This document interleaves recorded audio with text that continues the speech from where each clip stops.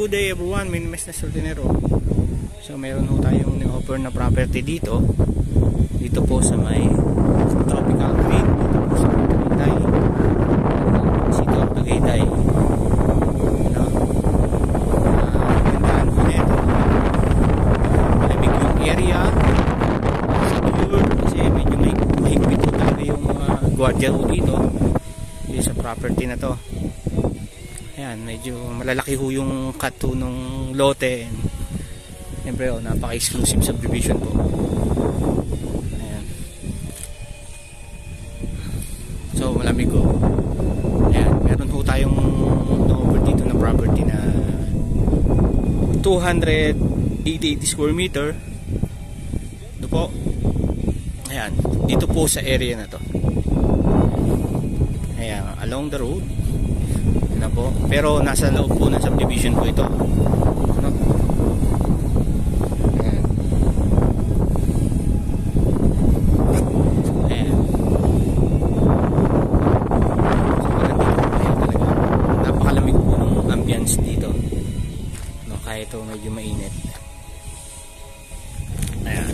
Dito po yan. Dito po yan sa area na to. Ano po? Ayan. Ayan.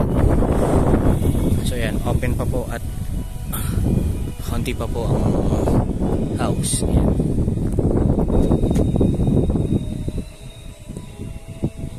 So yun, sa lahat po ng interest dito sa property na to, ano po, call na po agad kayo. Ano po?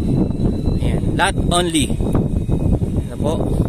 Ang price po nito is 4.5 million.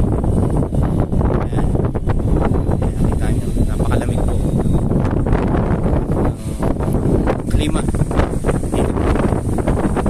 No, mapupunta po kayo dito. At the same time, napaka-secure do, napakahigpit po ng mga guardia dito. Ayaw basta-basta magpapasok. So yun, sa lahat po ng interested, maganda ho, ang laki ho ng road. Ayan o, 4 lane. So nasa 12 meters ng kalsada po. Ayan. Nakukagad kayo, ano po, dito po yan sa Tagaytay. Ayan. Dito po yan sa area na to. Ako, ang sukat po ulit ay 280 square meter po. So, ayan po, napaka-fresh po ng hangin at malamig po talaga po.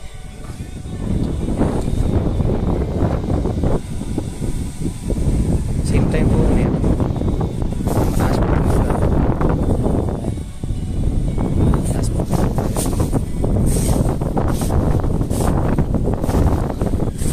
Ayan po. So not only po ito 4.5 million ang presyo po ng lote dito. Ayan. So yun, kaya ho kung gusto nyo ho dito, banda ho ng Tagaytay, ayan po. Ayan, nirush na po ito. Kaya ho, madali kong kausap ang may-ari ho nito. Ayan, call na ho agad kayo na po para pag-usapan po agad ang price nito.